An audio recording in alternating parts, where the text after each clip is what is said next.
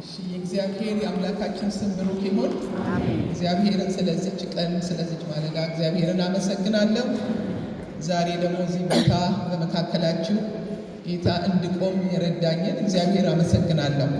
እንደገና ደግሞ የዚህ ቤተ ክርስቲያን መሪዎች ጌታ ይባርካችሁ ማለት ወዳለሁ።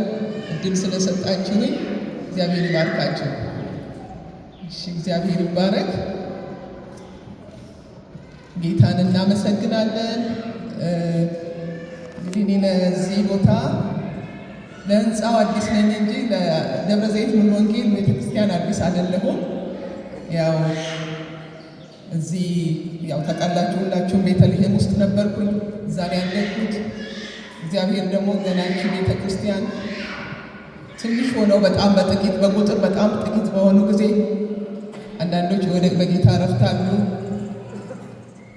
መጀመሪያ እንደውም 3 ነበሩ። ከዛ በኋላ እየበዙ እየመጡ ወደ አንድ ክፍል ሲሞሉ ነው እኔ ከዚህ ሄድኩት እና እቺ ቤተክርስቲያን በስታ ምድሪቷን ሞልታ ማየት ለእኔ ትልቅ እድል ነው። ሌላም ደግሞ እቺ ቤተክርስቲያን ናት ሄዳረችኝ። እኔ መጀመሪያው ነው መሰለኝ እንግዲህ ደብረ ዘይት ሙሉ ወንጌል ስትድር ያገባሁትም እዚሁ ደብረ ዘይት ውስጥ ነው እና እግዚአብሔርን አመሰግናለሁ። ጌታን ባርካለሁ። እንደገና ደግሞ አብረን እግዚአብሔርን ቃል እንድንካፈል ጌታ እድል ስለሰጠን ጌታ ይባረክ። እስቲ አብረን እንጸልያለን። አምላክ እግዚአብሔር ታናላንተ ይሁን። እንደገናችን ማለዳ ጌታ ሆይ ስለሰጠህን ተባረክ። አሁንም ደግሞ እዚህ ስፍራ ጌታ ሆይ እኔ ከሁሉ የማንስ ለዚህ ስፍራ ቆሜያለሁኝ። መንፈስ ቅዱስ በዚህ ሸክላ ዕቃ ውስጥ አልፈ ለእኔና ለወገኖቼ ተናገረን። የእግዚአብሔር መንፈስ ለቤተ ክርስቲያን ያለህን ጌታ መንፈስ ቅዱስ ሆይ አንተ ተናገር። ጊዜውን ሰዓቱን እኛነታችን ሁሉ አንተ ተረከብ። ያው በሆነው በጌታ በኢየሱስ ስም አሜን። እግዚአብሔር ይባረክ። እንግዲህ እዚህ ስፍራ እንድንትን እንድል ሲነገረኝ ያው ውስጤ የነበረው ሰሞኑን በተለያየ ቦታ ማስተምር እንትን የምናገረው ስለ ጸሎት ነው። አይኖ ልጆችም እዚህ ያሉ ዛሬ እና ጸሎት ብዙዎቻችን ጸሎት ሲባል እናውቃለን። ጸሎት ሲባል ልመና ነው። ጸሎት እንጸልይ ከተባለ እግዚአብሔርን እንጠይቅ ነው። እንግዲህ ስለ ጸሎት በመጀመሪያ ጌታችን ኢየሱስ ክርስቶስን ሕይወት እናያለን። ጌታችን ኢየሱስ ክርስቶስ በምድር ላይ በነበረ ጊዜ የጸሎት ሕይወቱ ምን ይመስል ነበር? ጌታችን ኢየሱስ ክርስቶስ ከአባቱ ጋር በየጊዜው ይነጋገር ነበር። የእግዚአብሔር ቃል እንደሚናገረው በሉቃስ ወንጌል ምዕራፍ 22 ከቁጥር 39 ወጥቶም እንደ ልማዱ ወደ ደብረ ዘይት ሄደ፣ ደቀ መዛሙርቱም ደግሞ ተከተሉት። ወደ ስፍራውን ደርሶ ወደ ፈተና እንዳትገቡ ጸልዩ አላቸው። ከእነርሱም የድንጋይ ውርወራ የሚያህል ራቀ። ተንበርክኮም አባት ሆይ ብትፈቅድ ይህችን ጽዋ ከእኔ ውሰድ፣ ነገር ግን የኔ ፈቃድ አይሁን ያንተ እንጂ እያለ ጸልይ ነበር አለ ይላል። እንግዲህ ይሄ ብቻ ስፍራ አይደለም። አዲስ ኪዳንን ስናይ ጌታችን ኢየሱስ ክርስቶስ የጸሎት ልምድ ነበረው። እንደ ልማዱ ነው የሚለው እዚህ ላሉ ሉቃስ ላይ። ልማድ ማለት በየጊዜ የምናደርገው ነገር ማለት ነው፣ ወይ በየቀኑ የምናደርገው ነገር ማለት ነው። ልማድ ማለት አንድ ቀን አድርገነው ነገ ምንተወው አይደለም። ነገር ግን የጌታችን ኢየሱስ ክርስቶስ የጸሎት ሕይወት ከአባቱ ጋር መነጋገሩ ግዴታ ነበረ፣ ግድ ነበረ። አገልግሎቱን ከመጀመሩ በፊት ሌላውን ከመጀመሩ በፊት ጌታችን ኢየሱስ ክርስቶስ ከአባቱ ጋር የመነጋገር ልምድ ነበረው። ስለዚህ የእግዚአብሔር ቃል እንደሚናገረው ይጸልይ ነበር ነው የሚለው። እንደ ልማዱ ይላል። ካገለገለም በኋላ እንደገና ወደ ተራራ ይሄዳል ይላል እና ጌታችን ኢየሱስ ክርስቶስን የተከተሉ ደቀ መዛሙርቱ ደግሞ ሕይወቱን ያዩ ነበረ፣ የጸሎት ሕይወቱን ያዩ ነበረ። ስለዚህ በሉቃስ ወንጌል ምዕራፍ 11 ከቁጥር 1 እስከ 4 ስናይ ጌታ ኢየሱስ ክርስቶስን እንዴት እንደምንጸልይ አስተምረን አሉት። ደቀ መዛሙርቱ ሌላ ነገር አልጠየቁትም። እንዴት እንደምንሰብክ አላሉትም። እንዴት ታምር እንደምናደርግ አላሉትም። ነገር ግን እንዴት እንደምንጸልይ አስተምረን አሉት። ስለዚህ ጸሎት ትምህርት ያስፈልገዋል ማለት ነው። ጸሎት ትምህርት ብቻ ሳይሆን ማድረግም አለብን። ኦን ዘ ጃብ ትሬኒንግ እንደሚሉት እየተማራችሁ የምታደርጉት ነገር ማለት ነው። ጸሎት መማር ያስፈልጋል። ዝም ብለን እንትን የምንልበት እንዳልሆነ እዚህ ጋር ከጌታችን ከኢየሱስ ክርስቶስ ሕይወት እናያለን። ስለዚህ ደቀ መዛሙርት ውስጥ አስተምረን ጸሎት አለ። ስለዚህ ጌታችን ኢየሱስ ክርስቶስ የምናቀውን በልማድ የምናቀውን የጌታችን ጸሎት ወይም የአባታችን ጸሎት ይላል እና እሱን አስተማራቸው። ስለዚህ ሉቃስ ምዕራፍ 11 ከቁጥር 2 ላይ ምን ይላል? እናንተ ስትጸልዩ እንዲህ በሉ፣ በሰማያት የምትኖር አባታችን ሆይ ስምህ ይቀደስ፣ መንግሥትህ ትምጣ፣ ፈቃድህ በሰማይ እንደሆነች እንዲሁ በምድር ትሁን።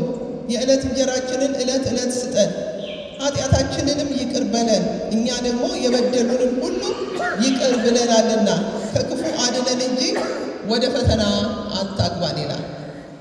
በማቴዎስ ወንጌል ይሄንኑ ደግሞ ጸሎት ጌታችን ኢየሱስ ክርስቶስ በማቴዎስ 6 ላይ ሲደግመው እናያለን። በማቴዎስ 6 ላይ ወደ ፈተና አታግባን ከክፉ ሁሉ አድነን እንጂ ካለ በኋላ መንግሥት ያንተ ናትና ኃይል፣ ክብር፣ ምስጋና ለዘለዓለሙ ላንተ ነው ይላል እዛ ማቴዎስ ላይ። ሉቃስ ላይ ግን እዚህ ጋር ያቆማል። ስለዚህ ጌታችን ኢየሱስ ክርስቶስ ስትጸልዩ እንዲህ በሉ ብሎ አባታችን ሆይ በአማርኛው በሰማያት የምትኖር ነው። እንግሊዘኛው ግን አወር ፋዘር ብሎ ነው የሚጀምረው አባታችን ሆይ። ስለዚህ እዚህ ላይ ምንድን ነው የሚነግረን? ጌታችን ኢየሱስ ክርስቶስ እግዚአብሔር አባታችን እንደሆነ።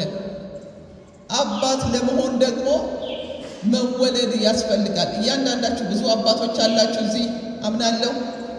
ልጆች አላችሁ፣ ልጆች ደግሞ አላችሁ። ስለዚህ በስጋ ከተወለድን ብቻ ነው አባቴ አባ ብለን የምንጠይቀው። በድፍረት የምንጠይቀው የተወለደ ሰው ብቻ ነው። ልናሳድግ እንችላለን፣ ያ አይደለም ግን ኤክሴፕሽናል። ከስንወለድ አባታችን መሆኑን ካወቅን በድፍረት እንሄዳለን። ስለዚህ ጌታችን ኢየሱስ ክርስቶስ አንድ ላይ እግዚአብሔር ደግሞ አባታችን እንዲሆን ዳግመኛ መወለድ ያስፈልጋል። መወለድ ያስፈልጋል ማለት ነው። ዳግመኛ ያልተወለደ ሰው የእግዚአብሔር ቤተሰብነትም የለውም፣ ልጅነትም የለውም። አባት ብለን የምንጮህበትን የልጅነትን መንፈስ ሰጠን ይላል ሮሜ 8:15 ላይ። አባት ብለን የምንጮህበት ያ መንፈስ ቅዱስ የተቀበልነው ኢየሱስን በተቀበልን ጊዜ መንፈስ ቅዱስ በውስጣችን ገብቶ ይሄንን ድፍረት እግዚአብሔር ጋር ስንቀርብ አባ ብለን ምንጸልይ። ስለዚህ እግዚአብሔር አባታችን ነው። ጌታችን ኢየሱስ ክርስቶስ ስለ ጸሎት ብዙ አስተምሯል። ወንጌላትን ስናያቸው ብዙ ጊዜ ስለ ጸሎት አስተምሯል። ስለ ጸሎት ሲያስተምር ጌታችን ኢየሱስ ክርስቶስ የአባትና የልጅን ግንኙነት ነው እዚህ ላይ የሚያደርገው። ሌላ አይደለም። እንደ ጌታችን አይደለም ሄደን ጌታ እግዚአብሔርን የምንጠይቀው፣ አምላካችን ነው እግዚአብሔር። ነገር ግን ጌታችን ኢየሱስ ክርስቶስ ጸሎትን ሲያመጣው አባት ብለን እግዚአብሔርን እንድንጠይቀው። ስለዚህ አባታችን ጋር የምንሄደው ለልመና ብቻ አይደለም። ከአባታችን ጋር ህብረት ማድረግ፣ ከአባታችን ጋር አብሮ መሆን፣ አባታችንን ማወቅ። አብረን ስንኖር ከአባታችን ጋር አብረን ስንኖር የአባታችንን ባህሪ እናውቃለን። ስለዚህ ጌታችን ኢየሱስ ክርስቶስ በማቴዎስ ምዕራፍ 7 ከቁጥር 11 ምን ያለ? እንኪያስ እናንተ ክፉዎች ስትሆኑ ለልጆቻችሁ መልካም ስጦታ መስጠትን ካወቃችሁ በሰማያት ያለው አባታችሁ ለሚለምኑት እንዴት አብልጦ መልካም ነገር ይሰጣችሁ። ስለዚህ ምንድን ነው የሚለው? እናንተ እንኳን ክፉዎች ስትሆኑ ለልጆቻችሁ መልካም ስጦታ ነው የምትል። ስለዚህ እግዚአብሔር አባታችን መሆን ለጸሎት በምንቀርብበት ጊዜ አንደኛ ማወቅ ያለብን ማን ጋር ነው የምንቀርበው? አባታችን ጋር ነው የምንቀርበው። እግዚአብሔር አባታችን ነው፣ እኛ ደግሞ ልጆቹ ነን። ሁለተኛ እግዚአብሔር ደግሞ ምን አይነት ነው ባህሪው? እግዚአብሔርን ባህሪ ለማወቅ እግዚአብሔርን ሁልጊዜ ማወቅ። ስለዚህ ጸሎት ልመና ብቻ አይደለም። በጸሎቶች ብዙ ነገሮች ይጠቃለላሉ። ብዙ የጸሎት አይነቶች አሉ፣ እሱን አሁን አልጠቅስም። ነገር ግን ጸሎት ማለት ልመና ብቻ አይደለም። እንደ ለመድነው ጸሎት እንጸልይ ተብሎ ዝም ብሎ ልመና አይደለም። መጀመሪያ አባታችን ማን ነው? አባታችን ነው ወይ እግዚአብሔር? ልጅ ነን ወይ? ከዛ በኋላ ምን አይነት አባት ነው ያለን? ጌታችን ኢየሱስ ክርስቶስ ምድራዊ አባት እናንተ እንኳን ክፉዎች ስትሆኑ ይላል።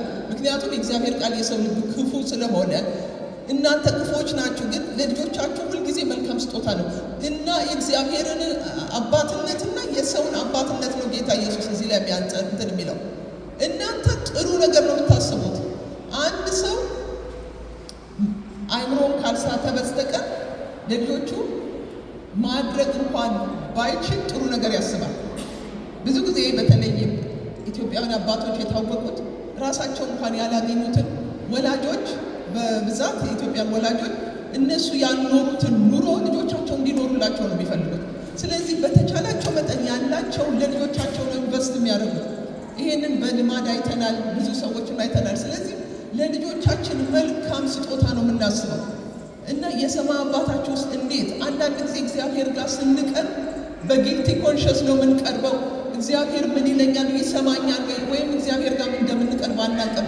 ጌታችን ኢየሱስ ክርስቶስ ግን አባት ስለሆነ አባት ከሆነ እና እግዚአብሔር ደግሞ መልካም እንደሆነ እዚህ ላይ እናያለን። ለሚለምኑት እንዴት አብልጦ አይሰጠም፣ እናንተ እንኳን ክፉዎች ስትሆኑ ይላል ጌታ። ጳውሎስ በኤፌሶን ምዕራፍ 3 ከቁጥር 14 ምን ይላል? ስለዚህ ምክንያት በሰማይና በምድር ያለ አባትነት ሁሉ ከሚሰየምበት ከአብ ፊት እንበረከካለን ይላል። ጳውሎስ ሲጸልይ ለኤፌሶን ሰዎች ሲጸልይላቸው ምን እንደሚል በኤፌሶን ምዕራፍ 1 ከቁጥር 17 ላይ እናያለን። እዚህ ደግሞ ከቁጥር 3 ላይ እንደሚጸልይላቸው ስለዚህ ምክንያት ይላል በሰማይና በምድር ሁሉ ያለ አባትነት ከሚሰየምበት ከአብ ፊት እንበረከካለን ይላል። ስለዚህ ስንበረከክ ማንን ነው የምናየው? እግዚአብሔር አባታችን እንደሆነ ነው። ስለዚህ ከእግዚአብሔር ጋር እግዚአብሔርን እናውቀዋለን ወይስ ለልመና ብቻ ነው እግዚአብሔርን የምናውቀው? አንዳንዶቻችን እግዚአብሔር በቃ ጸሎት የሚታየን አንዳንድ ሰዎች ችግር ውስጥ ሲገቡ የአርብ ጸሎት አሉ፣ የማክሰኞ ጸሎት አሉ፣ ማታ የሚጸልይ ጸሎት አሉ። ሁሉ ጸሎት ይመጣሉ። ዛሬም የጸሎት ይመጣሉ። ጸልዩልኝ ነው። ልክ ነገራቸው ሲሆን የት እንዳሉ አይታወቅም። እና የሚያውቁት እግዚአብሔርን የሚያውቁት የእግዚአብሔርና እነሱ ያላቸው ግንኙነት ልመና ብቻ ነው። ስጥና በቃ እንካና ስጠኝና በቃ ልውሰድ ነው። የእግዚአብሔርን ባህሪ አናውቅም። የእግዚአብሔር ባህሪ መልካም አባት እንደሆነ።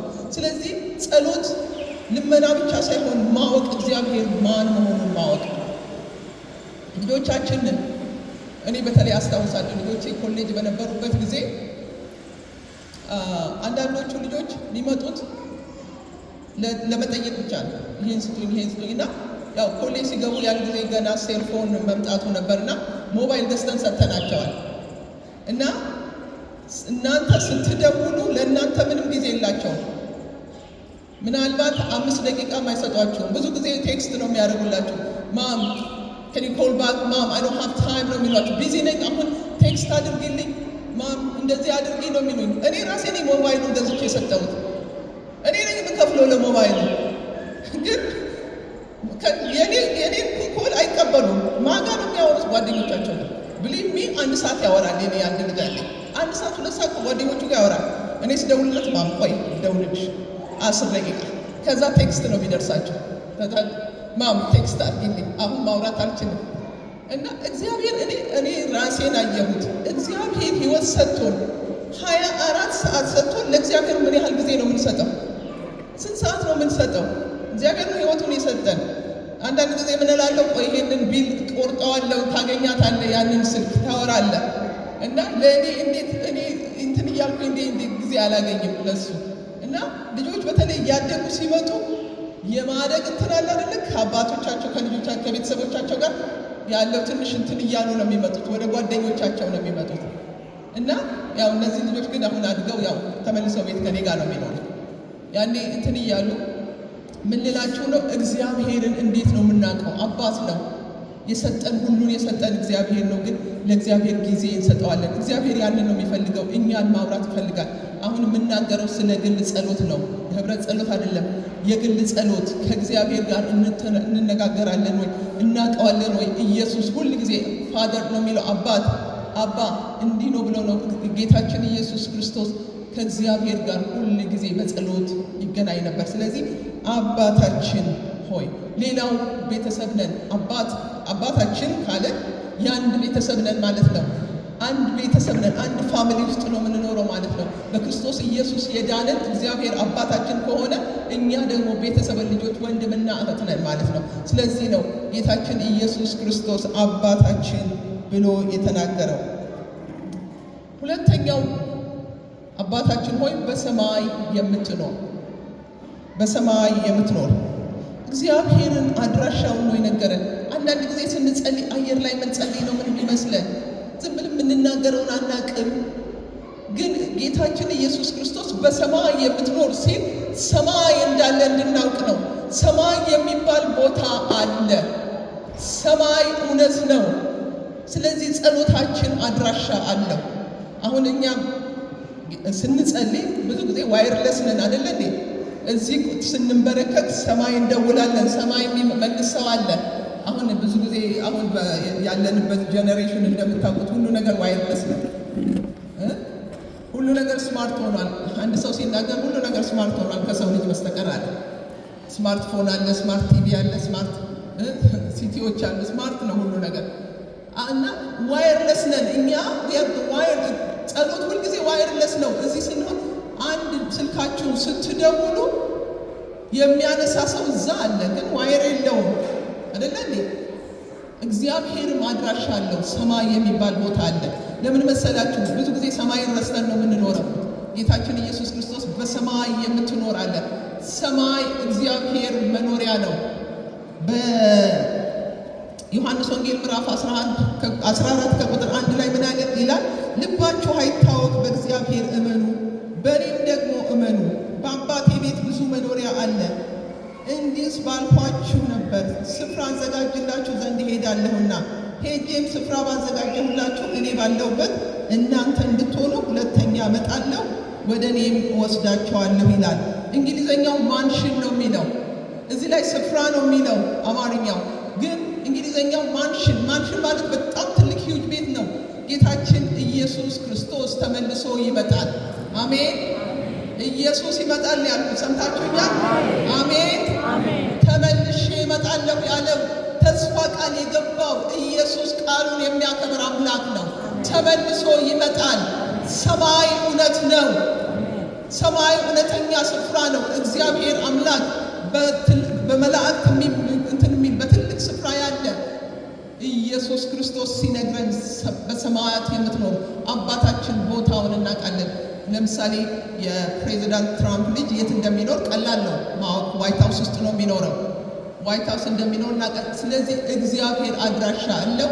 ሰማይ ነው የሚኖረው። አንደኛ ሰማይ ሲል ከኛ ካለንበት ከፍ ብሎ ያለ ነገር ነው። አሜን። ከኛ ከዚህ ከዓለም ላይ ከምናውቀው ነገር ላይ ከፍ ብሎ የሚኖር እግዚአብሔር አምላካችን በሰማይ አለ። ጳውሎስ ሲናገር እኛ አገራችን በሰማይ ነው፣ ከዛም የሆነውን እንጠብቃለን አለ። አሜን። እኛ የት ነው ስፍራችን? በሰማይ ነው አገራችን። ስለዚህ በሰማያት የምትኖር ስምህ ይቀደስ፣ ስምህ ይቀደስ። ጌታ እግዚአብሔር ስሙን እናወድ። ቅድስና እግዚአብሔር የተከበበው በቅድስና ነው። መላእክቱ ቅዱስ ቅዱስ ቅዱስ ቅዱስ እያሉ ሌሊትና ቀን ይላል የእግዚአብሔር ቃል። በራእይ ላይ ስንሄድ አንዱ ቅድስና ከሌላው ቅድስና የተለየ ነው። ቅዱስ ብለው ቅዱስ ሲነሱ ሌላ ቅድስና የሚያዩት በትልቅ ብርሃን ውስጥ የሚኖር ቅዱስ የሆነ አምላክ ነው ያለን። ኢየሱስ ክርስቶስ ይሄንን እንድናይ ነው የፈለገው። ስምህ ይቀደስ፣ የጌታ የእግዚአብሔርን ስም እንድናመሰግነው ነው። ስምህ ይቀደስ ይላል። ይሄኛው ደግሞ ሌላው ስለ ሰማይ ስንናገር ሳልናገር እንትን ምለው ሰማይ ሁሉንም ነገር ሬከርድ ያደርጋል። ሰማይ የምንጸልየው ነገር፣ የምንናገረው ነገር፣ የምናደርገው ነገር ሁሉ ሬከርድ አለው፣ መዝገብ አለ። ለዚህ ነው ጌታችን ኢየሱስ ክርስቶስ እየዋሻ አይደለም። መዝገብህ ባለበት ልብህ ደግሞ ይሆናል ብሎ የተናገረው በዛ መዝገብን ለራሳችሁ ሰብስቡ ያለው። በማቴዎስ ወንጌል ምዕራፍ 12 ከቁጥር 36 ምን ይላል? ሰዎች ስለሚናገሩት ስለ ከንቱ ነገር ሁሉ በፍርድ ቀን መልስ ይሰጡበታል ይላል። ስለዚህ የምንናገረው ከንቱ ነገር ሬከርድ ከሆነ ሌላው ነገር እንዴት ነው ሬከርድ የማይሆነው? ለምሳሌ ሞባይላችሁን አላችሁ፣ ሁላችንም ሞባይል አለን። ለአንድ ሰው የደወላችሁበትን ሂስትሪው ጋር ስትሄዱ መቼ እንደደወላችሁ፣ በስንት ሰዓት እንደደወላችሁ፣ ለስንት ሰዓት እንደተነጋገራችሁ ለደቂቃ ብትሆን ለሰከንድ እያንዳንዷ ነገር ሬከርድ ሆናለች። እያንዳንዷ ነገር ትብላለች። እና እግዚአብሔር ለሰው ልጆች ዕውቀት ሰጥቶ የሰው ልጆች እንኳን እንዲህ ማድረግ ከቻሉ እንዴት እግዚአብሔር ነገራችንን ሬከርድ አያደርግም ብለን እናስባለን? እንዴት አያስቀምጥም? ዳዊት ለዚህ ነው በመዝሙር 56 ከቁጥር 8 ምን ይላል? አምላክ ሆይ ሕይወቴን ነገርኩህ፣ እንባዬን እንደ ትእዛዝህ በፊትህ አኖርህ ይላል። እንባዬን አኖርህ ይላል በፊት። ስለዚህ የምናነባውን እንባ የምንጸልየው ጸሎት ሁሉ በእግዚአብሔር ዘንድ አለ ወገኖቼ። ዝም ብለን አይደለም። እግዚአብሔር ዝም ብሎ ኢሉዥን አይደለም። መተን ጸልየን ሄደን ጸሎታችን ሲመለስ አንዳንድ ጊዜ እንረሳዋለን፣ መጸለያችንንም እንረሳዋለን። እግዚአብሔር ግን እያንዳንዱን ነገር በመያዣ ይይዛል። ስለዚህ እግዚአብሔር እያንዳንዳችን ያቀናል። የእግዚአብሔር ልጅ ኢየሱስ እግዚአብሔር ልጅ ሆኖ ጸሎት ካስፈልገው እኔና እናንተማ እንዴት ነው ከአባታችን ጋር መገናኘት የሚያስፈልገን? ስለዚህ ጸሎት ግዴታ ነው። ጸሎት የምርጫ ጉዳይ አይደለም። ጸሎት ለክርስቲያን እንደሚባለው እስትንፋስ ነው፣ እስትንፋሳችን ነው። ለምን? ሰማይን ወደ ምድርን እንደምናመጣው እንዳልኳችሁ ከእግዚአብሔር ጋር የምንገናኝበት ነው። ስለዚህ በእግዚአብሔር ዘንድ ሁሉ ነገር ሬኮርድ ይሆናል። እንደውም በእንግሊዝኛው ምን ይላል? እዝንዳተኛውን ሬኮርድ ይለዋል። እግዚአብሔርን ያለቀስኩት እንባ በሬከርድ አይደለ ወይ? ሚዝሬን እንደውም ሁሉ ሪኮርድ ማይ ሚዝሪ ነው የሚለው። ጭንቀቴን ሁሉ ሬከርድ አድርገዋል ነው የሚለው። እንግሊዝኛውን ሄዳችሁ ስታነቡ ያንን ሁሉ እግዚአብሔር በመያዣው ይዞታል።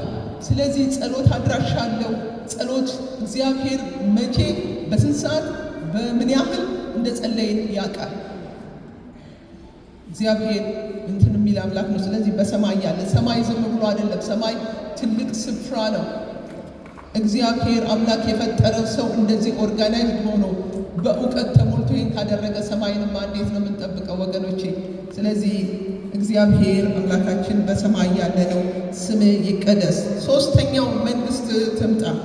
እዚህ ላይ ነው መናገር የምፈልገው። መንግስት ትምጣ። ጌታችን ኢየሱስ ክርስቶስ ሲያስተምራቸው ስምህ ይቀደስ ካለ በኋላ መንግስት ትምጣ ብላችሁ ጸልዩ ይላል። ጌታችን ኢየሱስ ክርስቶስ ከመወለዱ በፊት ዮሐንስ መጥምቁ እግዚአብሔር መንግስተ ሰማያት ቀርባለችና ንስሐ ግቡ እያለ ነበር የመጣው። ከዛ በኋላ ጌታችን ኢየሱስ ክርስቶስ ራሱ ስለ መንግስተ ሰማያት ይናገር ነበር። መንግስት ጌታችን ኢየሱስ ክርስቶስ መጥቶ በዚች ምድር ላይ የመሰረታት መንግስት አለ። እኔና እናንተ የመንግስቱ ዜጎች ነን፣ የመንግስተ ሰማያት ዜጎች ነን። ስለዚህ መንግስት አለ። ነገር ግን መንግስት ደግሞ ትምጣ ብላችሁ ጸልዩ። ይሄ የእግዚአብሔር መንግስት ነበረች፣ አሁንም አለች፣ ለወደፊትም የምትመጣ መንግስት ናት። አሁን ግን ኢንቪዚብል ኪንግደም ሆኖ ነው ያለው፣ የማይታይ ነው። በእንትናችን ልናየው አንችልም። ጌታችን ኢየሱስ ክርስቶስ ለደቀ መዛሙርቱ ሲነግራቸው ስለ መንፈስ ቅዱስ ሲነግራቸው በውስጣችሁ ስለሆነ እናንተ ታውቁታላችሁ፣ ዓለም ግን አያውቃችሁም አለ። ስለዚህ የመንግስቱ ዜጋዎች ሆነናል። ይሄንን መንግስት የእግዚአብሔር መንግስት እንደምናውቀው 3 መንግስታት አሉ። የእግዚአብሔር መንግስት አለ፣ የሰው መንግስት አለ፣ የሰይጣን መንግስት አለ። እነዚህ ሁለቱ መንግስታት ኢንቪዚብል ኪንግደም ይላቸዋል፣ የማይታዩ መንግስታት ናቸው። የእግዚአብሔር መንግስትና የሰይጣንን መንግስት እኛ በመንፈስ ካልሆነ አናውቀውም፣ አናየውም። ዓለም በዚህ በፊዚካል ወርልድ እነዚህ ፊዚካል በምናየው በምንጨብጠው ዓለም ውስጥ የማይታዩ እነዚህ 2 ኪንግደሞች አሉ። ስለዚህ እግዚአብሔር ጌታችን ኢየሱስ ክርስቶስ ሲመጣ ከዛኛው ኪንግደም ከዛኛው መንግስት ወደ እግዚአብሔር መንግስት አፈለሰን። ክርስቶስ ኢየሱስን ስንቀበል ከዛ መንግስት ከጨለማው መንግስት ወደ ብርሃን መንግስት ከሰይጣን መንግስት ወደ እግዚአብሔር መንግስት አፈለሰን። ጌታችን ኢየሱስ ክርስቶስ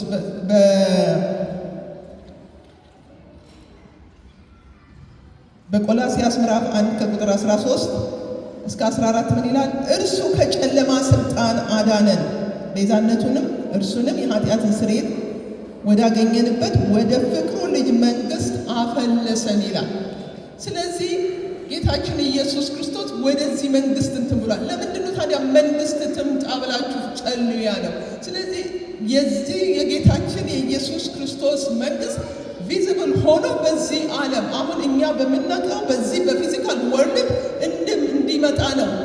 ምክንያቱም እንደምናውቀው ጌታችን ኢየሱስ ክርስቶስ መጥቶ በዚህ ምድር ላይ የ1000 ዓመት ይነግሳል። ሚሌኒየም ኪንግደም የ1000 ዓመት መንግስት ይቋቋማል። ስለዚህ መንግስት ትምጣ ብላችሁ ጸልዩ። ቅድም እንደተናገርኩት ጌታችን ኢየሱስ ክርስቶስ ተመልሶ ይመጣል። በዮሐንስ ወንጌል ምዕራፍ 14 ላይ እንዳለው ጌታችን ኢየሱስ ተመልሼ እንደገና እመጣለሁ፣ ስፍራ አዘጋጅላችሁ ያለው ተመልሶ ይመጣል። ስለዚህ ንጉሱ ይመጣል። አሜን። ስለዚህ ይሄንን መንግስት ነው የምንጠብቀው። መንግስት ትምጣ ብላችሁ ጸልዩ ያለው ጌታችን ኢየሱስ ክርስቶስ። ይሄ የጌታችን ኢየሱስ ክርስቶስ የሰላም መንግስት ይሄንን በሉቃስ ወንጌል ምዕራፍ 1 ከቁጥር 31 ላይ ምን ይላል? እነሆም ትጸንሻለሽ፣ ወንድ ልጅም ትወልጃለሽ፣ ስሙንም ኢየሱስ ትይዋለሽ። እርሱ ታላቅ ይሆናል፣ የልዑል ልጅም ይባላል። ጌታ አምላክም የአባቱን ያዕቆብን ዙፋን ይሰጠዋል፣ በያዕቆብ ቤትም ላይ ይነግሣል፣ ለመንግሥቱም መጨረሻ የለውም። ስለዚህ እኔና እናንተ የዚህ መንግሥት ዜጋዎች ነን። የዚህ መንግስት ዜጋ ለመሆን ምን እንደሚያስፈልግ ነግሬያቸዋለሁ። የአንድ አገር መንግስት ለመሆን መወለድ ነው አይደለም የሚያስፈልገው። የኢትዮጵያ መንግስት ለምሳሌ ኢትዮጵያን ሆነናል፣ ተወልደናል። ግን የሌላም ሀገር ደግሞ ሄደን የዛን ሀገር ሲቲዝን አግኝተናል። የዛ አገር ዜጋ ለመሆናችን የሚያስታውቅ ፓስፖርት አለን። በዛ ፓስፖርት እንሄዳለን ማለት ነው። ስለዚህ እያንዳንዱ መንግስት ላለበት ለዜጎቹ የሚሰጠው ፓስፖርት አለ። እኛ ደግሞ መንፈስ ቅዱስ የርስታችን መያዣ የሆነው መንፈስ ቅዱስ በመንፈስ ቅዱስ ታትመናል። መንፈስ ቅዱስ ለዚህ አትሞ የመንግስት ዜጋ ሆነናል። ግን እንዴት አይነት ኑሮ ነው የምንኖረው? የእግዚአብሔር የጌታችን የኢየሱስ ክርስቶስን መንግስት ትምጣ ብለን እንጸልያለን ወይ? እንናፍቃለን ወይ? ቤተ ክርስቲያን ያለችው በዚህ ምድር ላይ እግዚአብሔር የተዋት ቤተ ክርስቲያን የመንግስቱ ተወካይ ነች። ቤተ ክርስቲያን የምትታወቀው የእግዚአብሔርን መንግስት ልታስፋፋ ነው በዚህ ምድር ላይ ያለችው። ለዚህ ነው ያልኳችሁ ሰዎችን ከሰይጣን መንግስት ወደ እግዚአብሔር መንግስት እንድናመጣ የዚህ መንግስት ዜጋ እንድናረጋቸው ቤተ ክርስቲያን። ስለዚህ ነው በምድር ላይ ያለችው ቤተ ክርስቲያን አንድና አንድ ነው ተልእኮዋ። ይሄንን የመንግስት ወንጌል ለመስበክ ነው። አሜን። ሰዎችን ወደ እግዚአብሔር መንግስት እንትን ለማለት ነው ቤተ ክርስቲያን። ለዛ ነው ያለችው። ቤተ ክርስቲያን ስንል በህንፃ አይ በእርግጥም በሎካል ቸርች አለን። ነገር ግን ቤተ ክርስቲያን ከዚህ ከህንፃ ያለፈ ባዲ ኦፍ ክራይስት የክርስቶስ ኢየሱስ አካል የሆነችው ቤተ ክርስቲያን በምድር ላይ ያለችው የእግዚአብሔርን ይሄንን መንግስት ለመወከል ነው። ይሄንን መንግስት ለመወከል ነው። ስለዚህ ቤተ ክርስቲያን ተልኳን ማወቅ አለባት። ለምን በዚህ ምድር ላይ ያለው ጌታችን ኢየሱስ ክርስቶስ መንግስት ትምጣ፣ ጌታ ሆይ መንግስት ትምጣ ስንል ጌታ ኢየሱስ ሆይ ቶሎና ነው የምንለው። ዛሬ ከመድረኮቻችን፣ ከመዝሙሮቻችን፣ ከስብከቶቻችን ከሁሉ ነገር የወጣ አንድ ነገር አለ። ጌታችን ኢየሱስ ሆይ ቶሎና የሚለው ነው። አሜን። ቶሎ ይምጣ። አሜን። ጌታ ኢየሱስ ሆይ ቶሎና። አሜን። ወገኖቼ ከየትኛውም መንግስት ከየትኛውም እንትን የበለጠ የጌታችን የኢየሱስ ክርስቶስን መንግስት ይሄንን ነው። ዘላለማዊ የሆነ መንግስት፣ የማይፈርስ መንግስት፣ ይሄንን መንግስት ነው ጌታ እግዚአብሔር ሊያወርሰን ያለው ይሄ መንግስት ነው። ስለዚህ ጌታችን ኢየሱስ ክርስቶስ ሲናገር መንግስት ትምጣ ብላችሁ ጸልዩ ይላል። በትንቢተ ዳንኤል ምዕራፍ 2 ላይ ያለውን ታሪክ ሁላችንም እናውቃለን። ናቡከደነጾር የሚባል የባቢሎን ንጉሥ ህልም አለመ።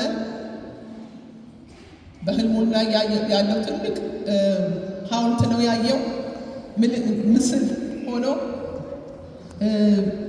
ማንም ሊተረጉምለት አልቻለም። ህልሙንም ትርጉሙንም ንገሩኝ አለ።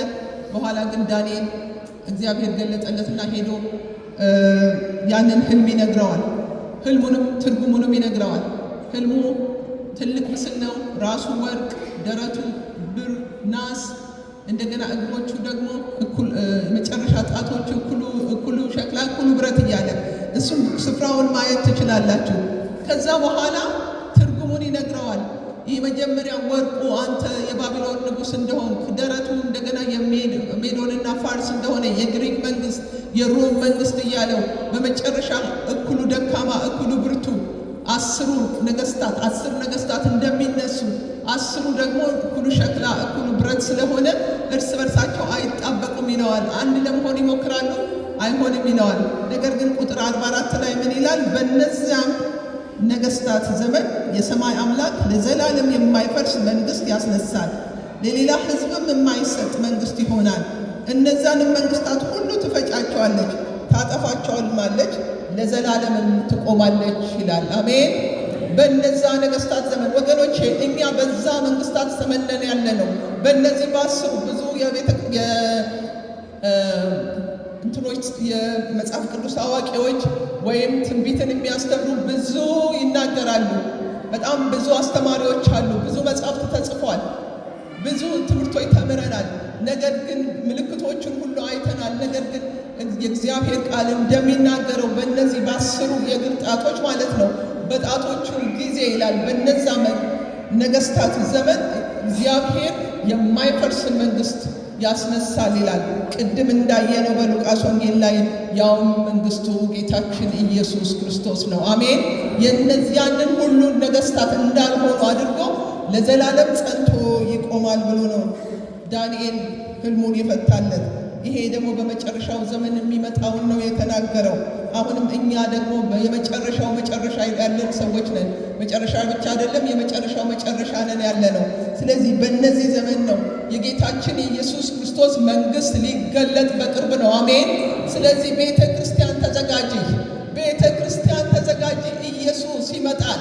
መንግስቱን ሊያንትልል ኢየሱስ ክርስቶስ ተመልሶ ይመጣል። አሜን። በእነዚህ ነገስታት ዘመን ነው። አሜሪካ ሰሞኑን ብዙ ዜና አልተከታተልኩም፣ ግን አንድ እንትን ሰማሁኝና አንድ ፖድካስት እያዳመጥኩ ነበረ። አዲስ ነገር ምንድን ነው? በስታክ ማርኬት በጣም እየተሸጠ ያለው ምናልባት እናንተ ሰምታችሁ ታውቃላችሁ፣ እናንተ ትቀድሙናላችሁ። አንዳንዴ እዛው ተቀምጠን ሀገራችን የሆነ እናንተ ጋር እንደዚህ እየሆነ ነው ሲሉኝ ነው እንዴ? ብዙ ጊዜ እንትን አይደለም። ስለዚህ እናንተ ምናልባት ሰምታችሁታል። ስታክ ማርኬቱ በጣም እየሰቀለ ያለው እንደምታውቁት ሀገራችን የኢኮኖሚው እንትን የሚል ስታክ ማርኬት የሚሸጣለና ዎል ስትሪት ላይ ይወጣል። አንዴ ታንቱን ይወጣል፣ ዛሬ እንትን ወደ በጣም ተሽጧል፣ ዛሬ እንትን ወርዷል፣ ዛሬ እንትን ብሏል እየተባለ ነው የሚነገረው። እና በሰሞኑ አዲስ ነገር የሆነው ምንድን ነው? ባንከርስ በምድር ስር መደበቂያ ማለት ነው። እና ዩዥሊ አንዳንድ ቤቶች ሀሪኬን ስለሚያስቸግራቸው ከቤታቸው ስር ባንከርስ አለ እና እዛ ሀሪኬኑ ሲመጣ ሮጠው ይገባሉ። ጨለማ ነው፣ ምንም ነገር የለም። ከዛ ይወጣሉ። አሁን ግን $300 ሚሊዮን በቨርጂኒያ ስቴት በጣም ሌክዠሪየስ የሆነ ባንከርስ ቢሊዮነሮቹ እያሰሩ ነው። ይሄም የጥፋት ቀን ሲመጣ ምናልባት ኒውክሌር እነሱ እንደሚሉት የተፈጥሮ አደጋ ቢሆን የኒውክሌር ፍንዳታ ቢሆን ገብተን እዛ ውስጥ እናመልጣለን እያሉ በትክክለኛ እየሸጡ እያንዳንዷ ክፍል ወደ $20 ሚሊዮን የአሜሪካን ዶላርስ ነው የሚሸጠው። ስታክ ማርኬቱን አሁን በጣም እንትን እያለ ይሄንን አይነት ደግሞ ኤሪ የሚባል ድርጅት ነው እየሰራ ያለው፣ ካምፓኒ ነው እየሰራ ያለው። በአሜሪካን ከተማ 1000 ቦታ ለመስራት ነው ሀሳባቸው። በቨርጂኒያ የተሰራው በ2026 ያልቃል። ሮቦት ዶክተሮች ያሉበት፣ ሴኩሪቲ ያለበት፣ የፉድ ሲስተም ያለበት ከአንደርግራውንድ በጣም ሌክዠሪስ የሆነ እያሰሩ ነው። ይሄ እውነት ነው። ቨርጂኒያ ያው እኔ ሜሪላንድ ነው የምኖረው፣ አጠገባችን ነው ያለው እና ዓለም እንትን እያለች ነው። እነዚህ ቢሊዮነሮች እንግዲህ ዱምስዴይ ነው ያሉት በእንግሊዝኛው። ዱምስዴይ ማለት የጥፋት ቀን ወይ የጀጅመንት ወይም የፍርድ ቀን እንደማለት ነው አማርኛው። ስለዚህ ያ ቀን ሲመጣ እኛና ቤተሰቦቻችን እዛ ውስጥ ገብተን እናመልጣለን ብለዋል። ይሄ ብቻ አይደለም። ማርክ ዙከርበርግ ታውቁታላችሁ፣ የፌስቡክ ሲኢኦ። እሱ ደግሞ $270 ሚሊዮን ከቤቱ ስር ይሄንን አሰርቷል። ሌክዠሪ የሆነ እሱ ብቻ አይደለም። እነ ቢል ጌት የማይክሮሶፍት ሲኢኦ እሱም ደግሞ እንዳሰራ ባለፈው ተነግሯል። ትልልቅ የሆኑ ባንከሮች እያሰሩ ነው ከምድር ውስጥ ከምድር ውስጥ ያሉትን እንትኑን የሚቆጣጠር አየሩን የሚቆጣጠር ሁሉን ነገር የሚቆጣጠር እንዲያውም በቃ ውጭ ያሉ እንዲመስላቸው በእንትን የሚያደርጉት ሁሉ በሞሽን ፒክቸር አድርገው ልክ ውጭ እንዳሉ አድርገው እንደሚሰራ እየተሰራ ነው። እና ብዙ ቢሊዮነሮች የታወቁ ቢሊዮነሮች እንትኑን እየገዙት ነው ይባላል። እና እኛ ግን እግዚአብሔር አምላካችን ይመጣል። አሜን። በእጅ ያልተሰራ ቤት አለን። አሜን። $270 ሚሊዮን አይደለም፣ በሰው እጅ ያልተሰራ አገር አለን፣ ቦታ አለን። አሜን። አዎ እግዚአብሔር ይባረክ። ተረት አይደለም የምንናገረው፣ ይሄ እውነት ነው። አሜን። ደስ ይለኛል። ዮሐንስ የታመነና እውነተኛ ነውና ጻፍ አለኝ ይላል መልአኩ። ይህ ቃል እውነተኛና የታመነ ቃል ነው። ይሄ ዘላለማዊ የሆነ ቃል ነው የምናየው። እግዚአብሔር ይመስገን። እኛም የምናምነው አምላካችን ሕያው ነው። አሜን። በዱም እስከን አንትን አንልም፣ ምክንያቱም እናውቃለን የእግዚአብሔር ቃል እንደሚለው ለዘላለም የማይጠፋ መንግስት ሊመሰርት ኢየሱስ ክርስቶስ ተመልሶ ይመጣል። ስለዚህም መንግስት ትምጣ። የጌታችን የኢየሱስ ክርስቶስ መንግስት ዘላለማዊ የሆነው መንግስት ዛሬ ወገኖቼ እንድንነቃ ነው። ቤተ ክርስቲያን የት ናት ያለችው? የት ነው ሐሳባችን? የት ነው?